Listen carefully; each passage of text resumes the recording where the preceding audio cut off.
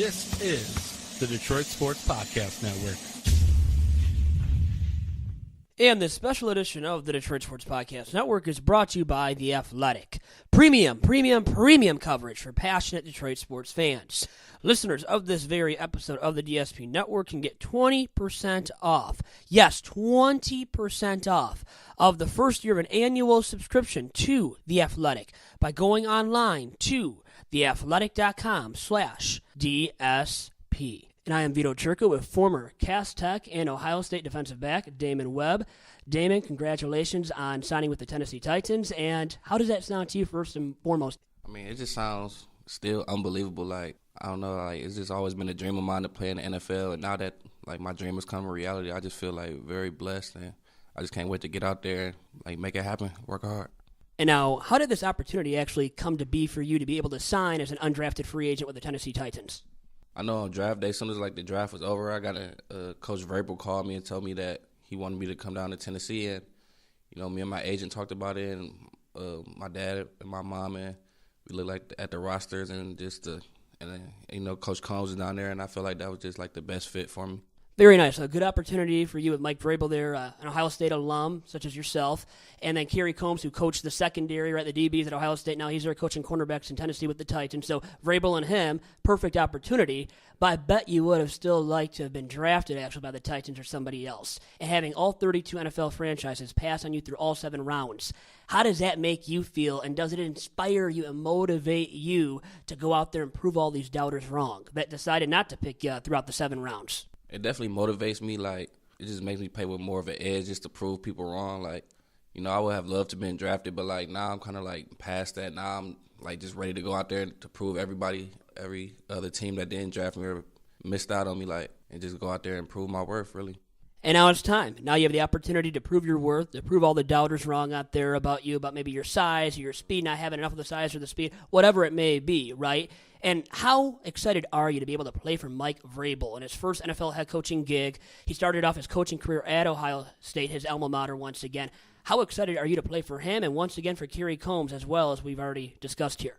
I'm very excited because, coming out of high school, Coach Vrabel and Coach Combs both recruited me very hard, and it just crazy, like, how things just come back around. Like, now he's the head coach and Coach Combs my DB coach still. So, I'm very excited just to get down there and, just to see what the NFL experience is like. And so what have you learned already from, Coach Combs, from Coach Greg Ciano, coaches of safeties at Ohio State, from Urban Meyer? What did you learn from all of those great coaches at Ohio State? I learned a lot. Like, I definitely, from Coach Ciano, he definitely, like, just taught me how to watch film and how to break down and quarterbacks, and he really just taught me down how to take notes and, like, made me a student of the game, really. And I just feel like Coach Meyer, he just brought the competitor out of me. Like, at Ohio State, everything is a competition, so that definitely, like, made me go harder just to know, like, he's a perfectionist, and he made us want to be perfectionists. So it sounds like, he showed you how to be determined, how to give it your best effort every single day, and to be a perfectionist about whatever your position and role was on the team. Besides for that, what's the biggest lesson that he left you with that you carry now with you as you go into the NFL? Yeah, it's just like, if you start something, you should finish it. Like, that's one of the biggest things he used to tell me. And then, just like that hard work, like, coming in at Ohio State, like, you young and you really, it's kind of like you said, like a freshman going into college. Like, that's how I feel like now. Like, I'm a freshman going into the NFL. Like, when I was a freshman going into college, I took the approach just like, don't say nothing, just work hard. And then that's the approach I'm taking now. So whatever I start, I'm going to finish it. That's the biggest lesson I learned coming out of Ohio State. So, as you said, you're a freshman all over again. That's quite the way to put it, and I guess you are, as a rookie in the NFL and learning, how to hang right with the big boys in the NFL. Now, really quick, I saw before the NFL draft actually happened that you had told the Free Press you believed that you were the best pure safety in the NFL draft. Now, why did you say that to the Free Press?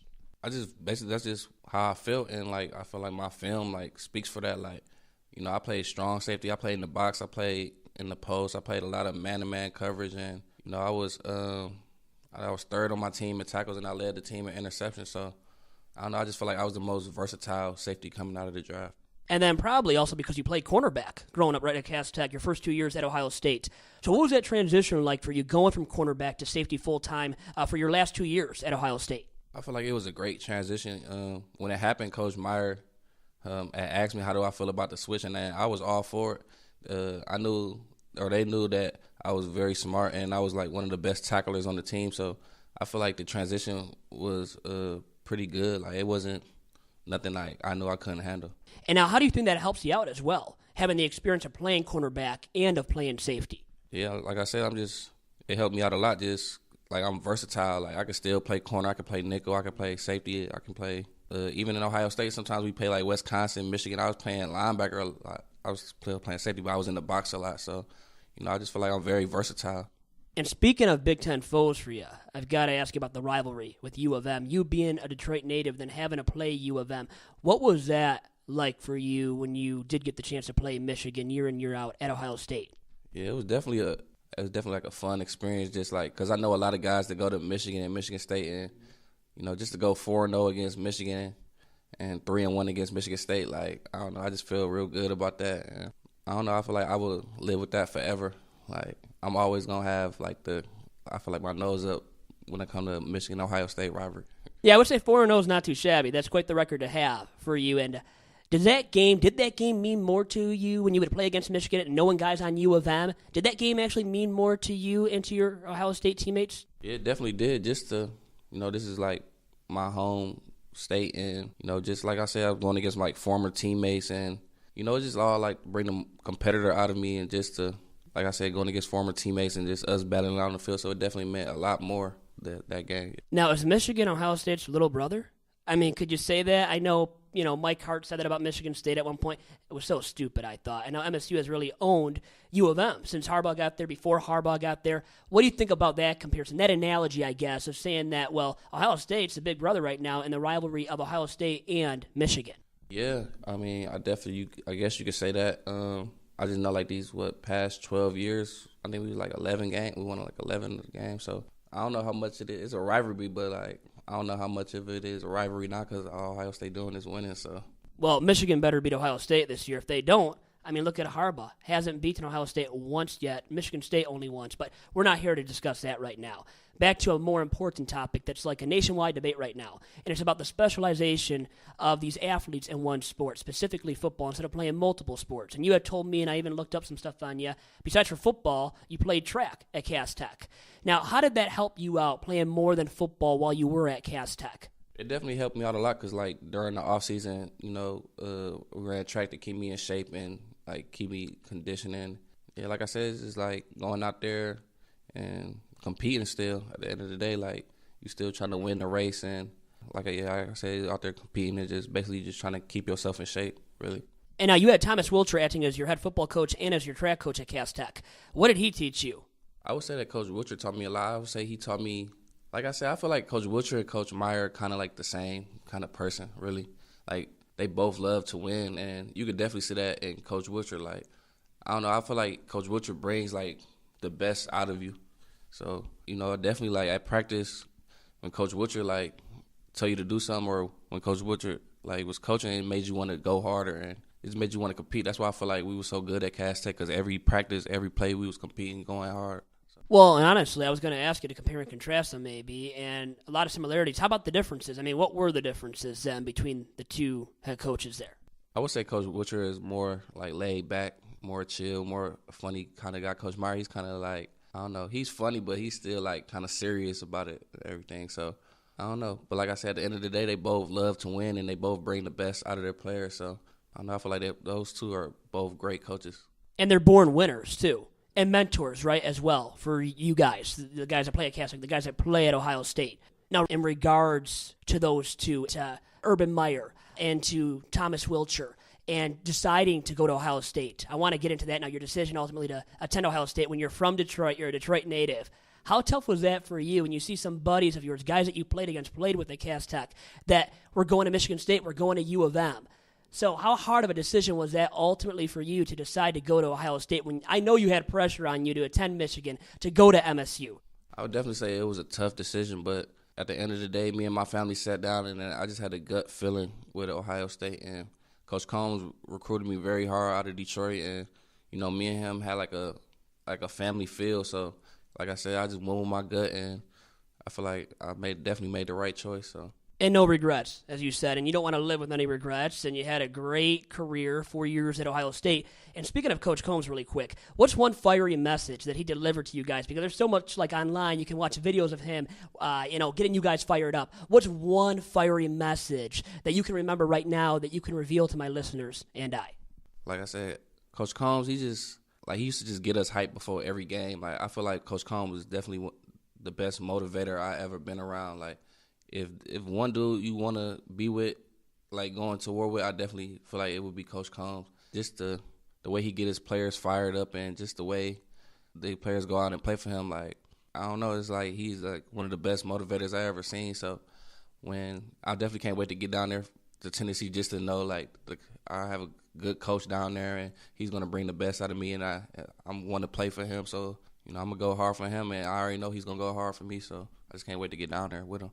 And now, what are your goals as you enter the NFL? I mean, definitely at the end of my career, I would want to be in a Hall of Fame player. I feel like every player wants to be there. But as of right now, like I said, I'm just going in there.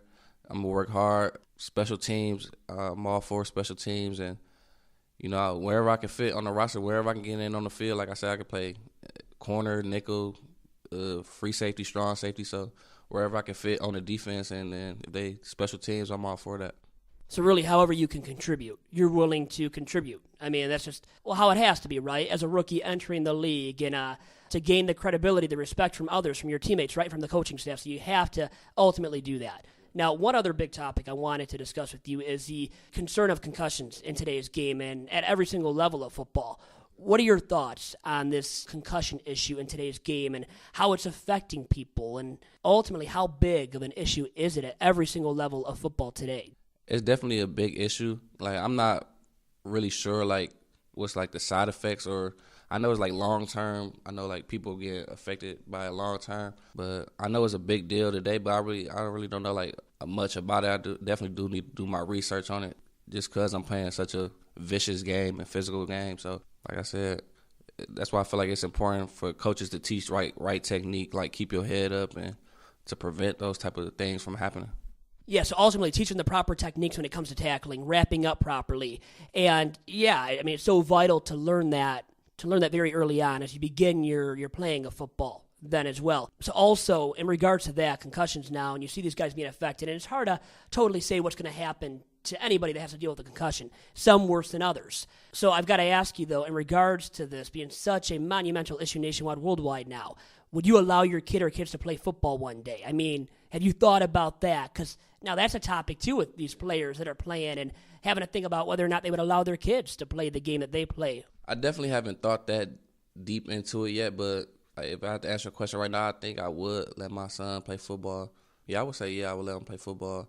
Well, it's tough to say, and it's like, when do you start? I mean, when do you think you should start playing football? And when did you start playing?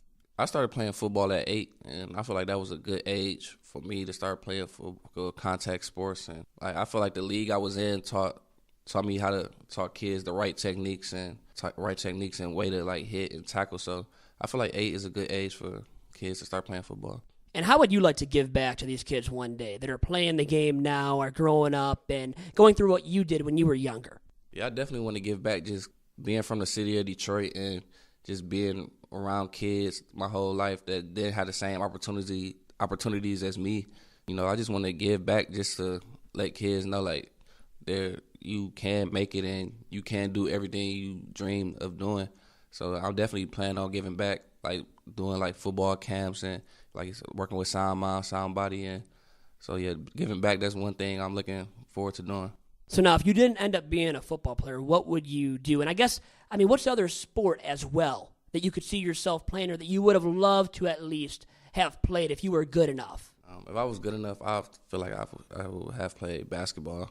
I like to still think like I'm a good basketball player, but it's not there. But yeah, I would definitely say basketball. I feel like LeBron James is like the greatest athlete to ever touch the earth. So, that's like my idol. So I'll definitely say basketball. Well, then I guess, did you see Game 3, the game-winning shot from LeBron? I mean, he did everything, has throughout the series against the Pacers, has single-handedly beaten the Pacers, going to knock out the Raptors now in the Eastern Conference semis, and he's incredible, and I guess it leads into this discussion. I don't know if you watched Michael Jordan growing up, but, there's a big debate, MJ or LeBron. Who would you take in that debate? LeBron. I just feel like LeBron is the all-around greatest player to ever touch a basketball. Like, statistically, he has the most points in playoff history. I think he just passed for the most steals, and he's on his way for the most assists. So, like, I don't know. He averaged a triple-double in the finals. He led all the stats in the finals. I don't know. I just feel like, I just can't. I've never seen Michael Jordan play, but I just can't see him putting up all these crazy numbers.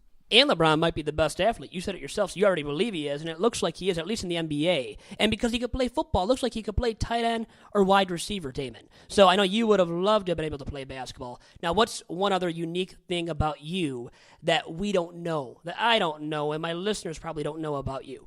One thing people probably don't know about me is I graduated last semester with a degree in education. So if football doesn't work out, I feel like I plan on being the athletic director when it's all said and done. So maybe the athletic director at Cass Tech, your alma mater one day. I mean, I bet you would like that opportunity if it was presented to you, huh? That definitely sounds like a good opportunity for me. I would love to go back to Cass Tech and be the athletic director there. So maybe one day. Well, Damon, with that being said, man, great stuff. Congratulations on this gig with the Tennessee Titans, and best of luck to you in your NFL career. Thank you. I really appreciate it.